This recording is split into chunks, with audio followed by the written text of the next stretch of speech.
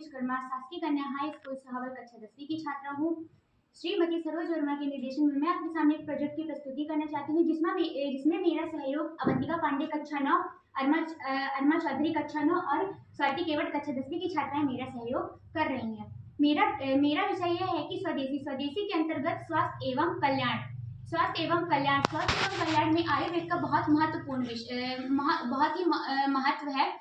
आयुर्वेद के जनक महर्षि चरक को माना गया है। उनके एक प्रसिद्ध ग्रंथ में यह बताया गया है कि पृथ्वी की प्रत्येक वनस्पति में हर एक औषधीय गुण पाए जाते हैं जो व्यक्ति के शरीर के रोगों को नष्ट कर देते हैं, जिससे व्यक्ति का शरीर स्वस्थ रहता है। अब हम अपने विषय से हटकर किसी दूसरे विषय में आते हैं। हमारे देश का विकास तब होता है जब वह आत्मनिर्भर होता है, और वह आत्मनिर्भर तब होगा जब हम अपनी स्वदेशी वस्तुओं का उपयोग करते हैं और वह धन हमारे ही देश में उपयोग किया जाता है, जिससे हमारे देश का विकास होता है। और औषधि में हम यह बोल सकते हैं कि हमारे भोजन में उपस्थित मसालों में भी स्वास्थ्य की दृष्टि से बहुत महत्व है।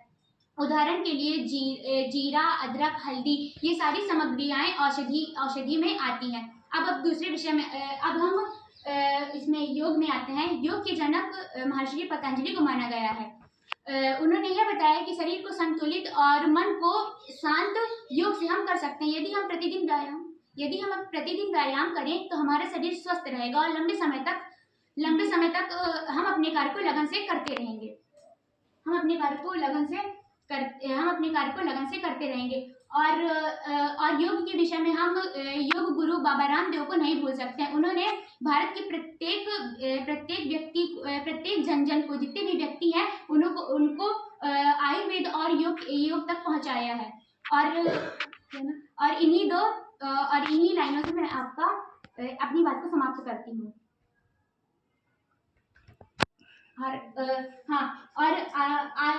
आयुष विभाग में हम यह बताना चाहते हैं कि आयुष विभाग में यह एक मंत्रालय है जिसका गठन पारंपरिक चिकित्सा पद्धतियों में किया गया है।